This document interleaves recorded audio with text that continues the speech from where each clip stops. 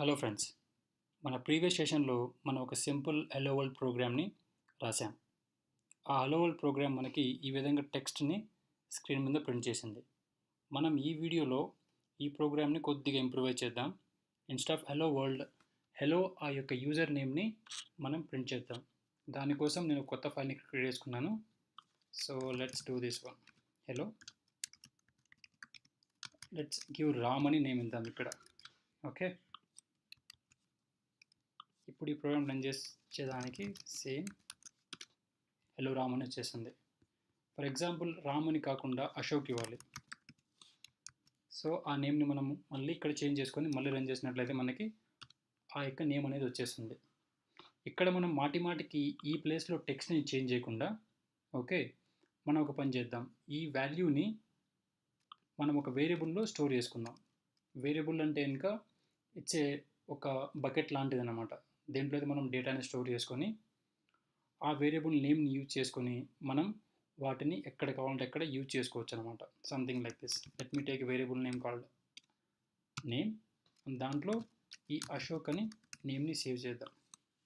ఇప్పుడు మనం ఏం చేయొచ్చు అంటే కనుక ఈ అశోక్ ప్లేస్లో మనం నేమ్ని యూజ్ చేయొచ్చు. దాన్ని ఏ విధంగా యూజ్ చేయాలంటే ఇక్కడ కామా ఇచ్చేసి నేమ్ అని ఇవ్వాలి. Okay, so I will explain about it. కొద్దిగా చూడండి, రన్ చేయండి. We will get this same output. In case మనం కింద ఈ నేమ్ అనే వేరియబుల్ నేమ్ని ఇక్కడ ఈ డబుల్ కోట్స్ మధ్యలో ఇచ్చేసామనుకోండి, చూడండి ఏమవుతుందో.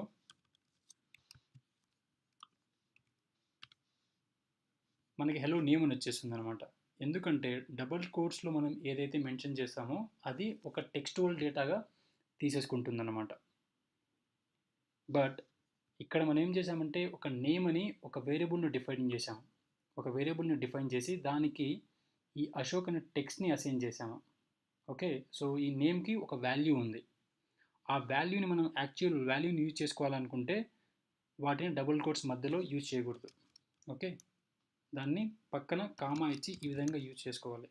అప్పుడే మనం ఆ వేరియబుల్లో ఉండే వాల్యూ అనేది మనకి యాక్చువల్ వాల్యూ మనకు వచ్చేస్తుంది. ఇక్కడ చూడండి. Okay, let me take another example. ఈ ఎగ్జాంపుల్లో ఇక్కడ I will copy this code, ఇక్కడ పేస్ట్ చేసుకుందాం. ఓకే, సో ఇక్కడ హలో ఇచ్చేసి నేను కామా నేమ్ ఇచ్చాను. ఇంకో కామా ఇచ్చి మనకి ఇంకో స్టార్ కావాలి కదా, కాబట్టి ఈ విధంగా ఇచ్చేసాను. ఇక్కడ నేను ఇక్కడ చూడండి, మీకు ఇక్కడ ఈ స్టార్స్ ఉన్నాయి కదా, ఈ స్టార్స్ ప్లేస్లో వేరేవి కావాలి. ఓకే, వేరే సంథింగ్ లైక్ డాలర్ సింబల్ లేకుంటే ఈక్వల్ సింబల్ కావాలనుకుందాం.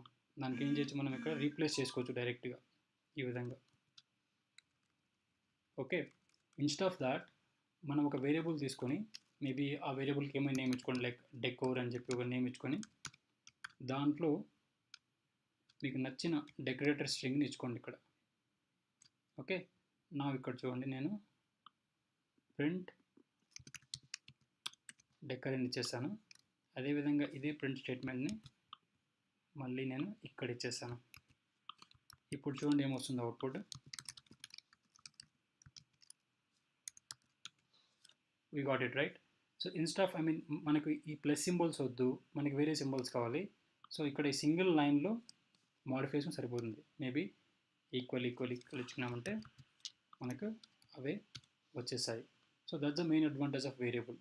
మనం ఏంటంటే వేరియబుల్ని ఒక్కసారి డిఫైన్ చేసుకొని దానికి ఏ వాల్యూ అసైన్ చేసుకొని ఆ వేరియబుల్ని మనం ఎన్ నెంబర్ ఆఫ్ టైమ్స్ అనేది యూస్ చేసుకోవచ్చు. ఓకే గైస్, ఐ హోప్ మీకు కొద్దిగా అర్థమైంది అనుకుంటున్నా. అర్థం కాకుండా పర్లేదు, it will take some time. దీన్ని ప్రాక్టీస్ చేయండి. మీకు ఏమైనా డౌట్స్ ఉంటే కనుక కింద కమెంట్ సెక్షన్లో మెన్షన్ చేయండి. డెఫినెట్లీ నేను ఆన్సర్ చేయడానికి ట్రై చేస్తాను. I will see you in the next video. Till then, take care.